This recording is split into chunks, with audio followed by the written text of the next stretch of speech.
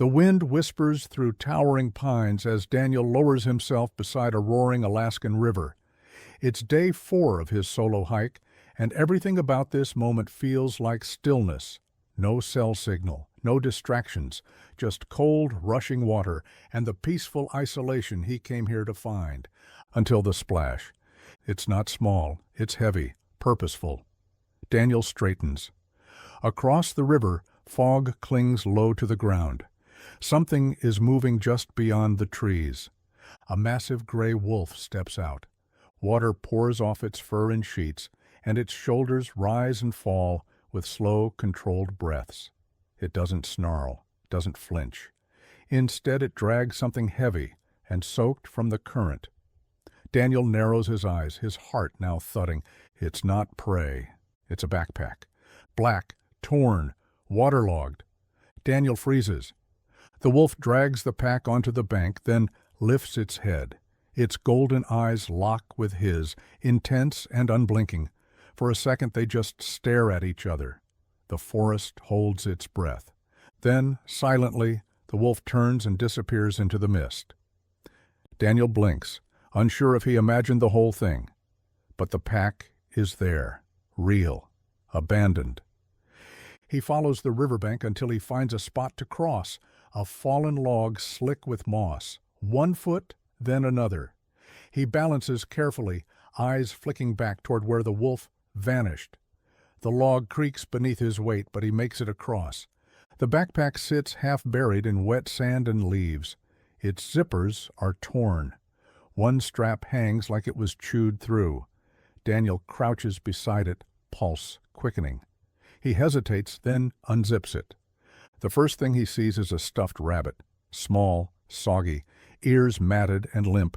Next, a folded map, ink bleeding through, trails marked with shaky red pen, some crossed out. Then, a photograph, a woman with sunlit hair, smiling. A little girl beside her, grinning wide, maybe 6 years old, both dressed in hiking gear. But what sends Daniel's breath hitching is the final item. A piece of blood-smeared fabric, torn from a shirt, words written on it, barely legible in faded black ink. "Please help her." Daniel stares. The cold bites deeper now, but he doesn't feel it. His eyes scan the tree line again, heart hammering harder than the river's roar. A backpack pulled from the water, a stuffed toy, blood, a plea. This isn't trash, this isn't an accident, someone's in danger.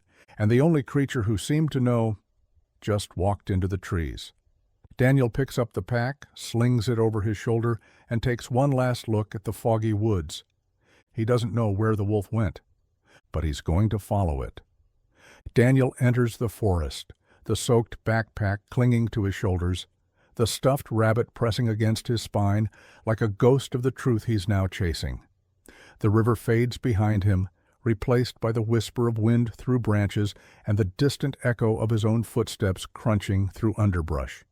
He's not sure what he's looking for, but he knows what he saw. The wolf, the bag, the blood, the message. He scans the ground as he moves. Each footprint, each bent blade of grass might be something.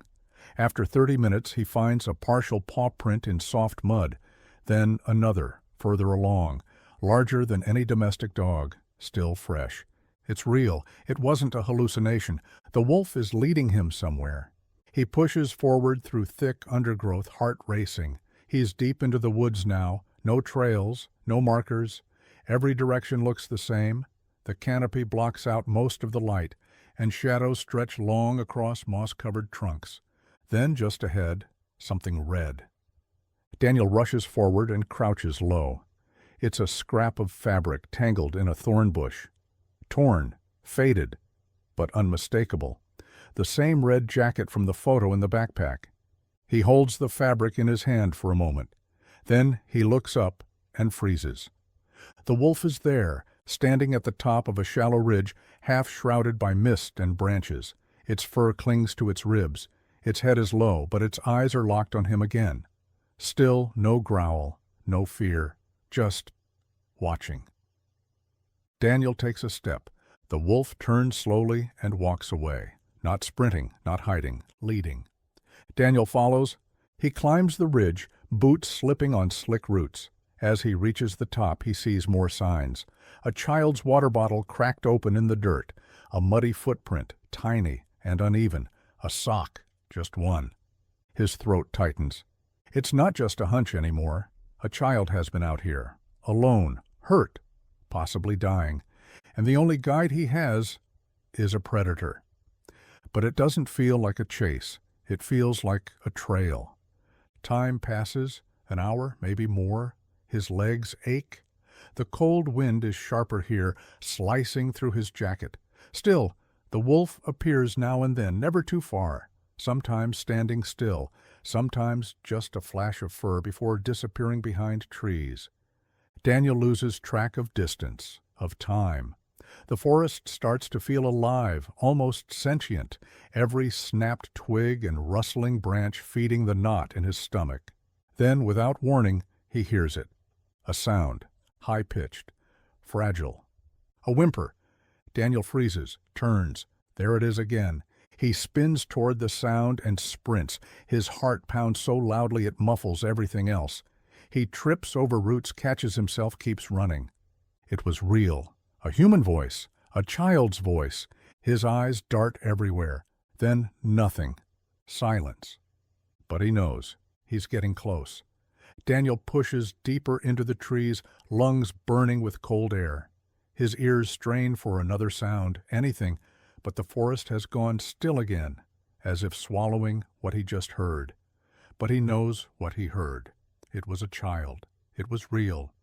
He slows his pace, listening. Then he sees it, a set of small footprints in the soft dirt, barefoot, uneven, one of them smudged and dragging. Someone was limping, moving slowly, vulnerable. He crouches and touches the print, still fresh. He's close. The undergrowth grows thicker. Tree roots twist from the earth like claws. He pushes through, thorns ripping at his sleeves. His boots slide on wet moss, but he doesn't stop. Then, ahead, movement. Not in the trees, at the base of one, a low tangle of exposed roots beneath a massive fallen pine, a hollow space, just wide enough for a small body. He drops to his knees and crawls forward, heart hammering. There, curled tightly beneath the trunk, half hidden by leaves and torn fabric, is a little girl. She's motionless. He inches closer, whispering gently, "Hey, hey, it's okay." She doesn't respond. His throat tightens. He reaches out, fingertips trembling, and brushes the side of her face, warm. She's alive. A tiny moan escapes her lips. She stirs, barely, but enough. Her arms are wrapped around something. Daniel leans closer. It's the stuffed rabbit from the backpack. Her knuckles are white, clutching it like it's the last piece of her world that hasn't fallen apart. Daniel swallows back tears. "You're okay now," he whispers. "I've got you." She doesn't speak. Her eyes flicker open but don't focus. She's too weak. Her skin is cold as stone. He shrugs off his jacket, wraps it around her tiny frame, and lifts her gently into his arms. She weighs almost nothing. A feather, a whisper. As he turns to go, he freezes. The wolf is there, just behind them, silent, watching. Its head is lowered slightly, its breathing slow. It doesn't step forward, doesn't flinch, just watches. It had stayed the whole time. Daniel doesn't speak, doesn't move. For a long second they just hold eye contact. Then, with a nod, Daniel turns and starts walking. The girl rests her cheek against his chest. Her tiny hand clutches the rabbit. Her body trembles.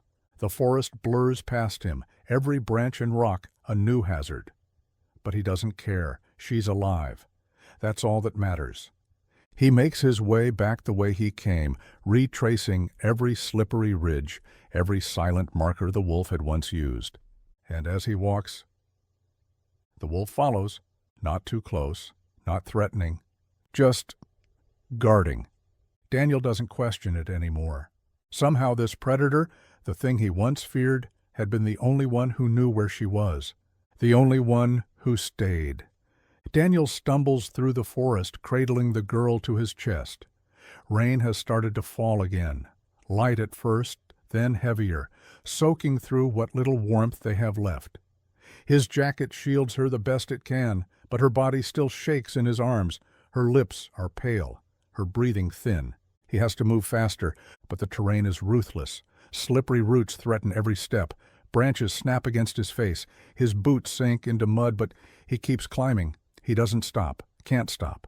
Behind him, the wolf moves like a shadow, always near, quiet, measured, watching, not guiding anymore, not leading, just making sure they're not alone. Daniel's legs scream from the strain. The soaked backpack tugs at his shoulders, but he won't drop it. He grips the girl tighter as he clears a ridge and finds, finally, a clearing. A rusted metal sign, nearly hidden in overgrowth. Ranger Station 2-0.4 miles. Relief crashes over him. He doubles his pace. Branches blur past. Trees thin out. And then, through the storm, he sees it, the outpost. A low wooden structure with a satellite dish, a dim light above the door, and hope painted into every corner. He runs the last few steps and bangs on the door with one hand. "Help!" His voice cracks. "I've got a child. She's hurt. Please." The door flies open. 2 park rangers step out, shocked at the sight of them. "Inside! Get her in!" one shouts. The girl is taken from his arms, gently, urgently. Blankets, water, a medical kit unrolled, a pulse check. "She's cold, but she's alive," someone murmurs. "We've got her." Daniel collapses into a chair, soaked, gasping for breath. His entire body trembles, not from the cold anymore, but from the emotional weight finally breaking. He looks up at the ranger. She was alone. 4 days, maybe more. 4? The ranger repeats. She shouldn't have. He stops, glancing toward the window. Daniel turns too, and through the fogged glass. The wolf is standing at the edge of the clearing, motionless, its coat dark with rain, eyes glowing gold beneath the stormlight, watching. It doesn't approach, it doesn't run, it just stands there, like it has been all along, guarding, waiting. Daniel steps closer to the glass, breath catching. "He brought me to her," he says softly. No one answers, no one needs to. The wolf lowers its head. Its eyes stay on the girl. Then, after a long moment, it turns and walks back into the woods. No sound, no goodbye. Just gone. The girl stirs under the blankets. Her fingers clutch the stuffed rabbit tighter. One ranger leans down. Did she say something? Daniel kneels beside her. The girl's voice is a whisper. 2 simple words, "Wolfie stayed." 2 days later, the hospital room is warm and still. Machines hum softly. A stuffed rabbit sits at the edge of the bed, its fur freshly cleaned but still stained with river water. Tucked beneath the blankets is Sophie, 6 years old, recovering. Her skin has color now. Her eyes stay open longer each time she wakes. Daniel sits beside her. He hasn't left since she was admitted. The doctors call it impossible. Hypothermia, dehydration, exposure. But Sophie is alive, breathing, healing. And when she sleeps, her hand still holds the rabbit. A woman enters the room quietly, Sophie's aunt. Her face is weary but grateful. "They found her mother," she says gently. "Downstream, caught in the rocks." Daniel bows his head. "I'm sorry." "She saved Sophie," the woman whispers. "Tied that rabbit to her, put her on higher ground." Her voice cracks. "Then the river took her." Silence settles between them like snowfall. Later, a ranger stops by. "People are asking questions," he says. "News outlets, wildlife officials. Everyone's heard about the wolf." Daniel leans back in his chair. "Let them wonder." "You really think it led you there?" Daniel doesn't answer immediately. He just looks at Sophie, at the way she curls toward the rabbit, peaceful at last. "I don't think it," he says finally. "I know it." The ranger nods slowly. There's no scientific explanation for that. Daniel's eyes don't leave the girl. Some things don't need one. By the next morning, the story has gone viral. Hiker rescues missing child. after following mysterious wolf. Predator or protector? Wolf may have guarded girl for days. Miracle in the wilderness. Experts argue. Animal behaviorists debate instinct versus myth. Some say wolves don't behave that way. Others insist it's possible, rare, but not unheard of. But Daniel says nothing. Not to the cameras, not to reporters. He's not interested in turning this into a story for clicks. It was never about him. 1 week later, Sophie is discharged. The hospital staff lines the hall to see her off. She walks slowly, holding Daniel's hand. As they step into the parking lot, she stops. "Are we going back to the forest someday?" she asks. Daniel crouches beside her. "Why?" She shrugs, looking up at the tree-covered hills. He might be waiting. Daniel smiles. "Maybe," he says. "But I think he already knew we'd be okay." That evening, Daniel returns to the edge of the river, alone. He stands where it all began. The rocks are dry now, the fog thin, the water still fast, still cold. He doesn't expect to see the wolf, but still. He waits. He whispers, "Thank you." Not to the sky, not to the trees, to something older than either.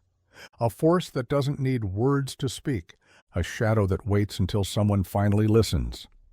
Some people say animals act only on instinct, that they're wild, unpredictable, unfeeling. But every once in a while something happens that challenges everything we think we know. A predator becomes a protector. A silent stare becomes a lifeline. And a wolf becomes a hero. Would you have followed it? Let us know in the comments below. If this story moved you, please give it a like, subscribe to the channel, and share it with someone who still believes in miracles.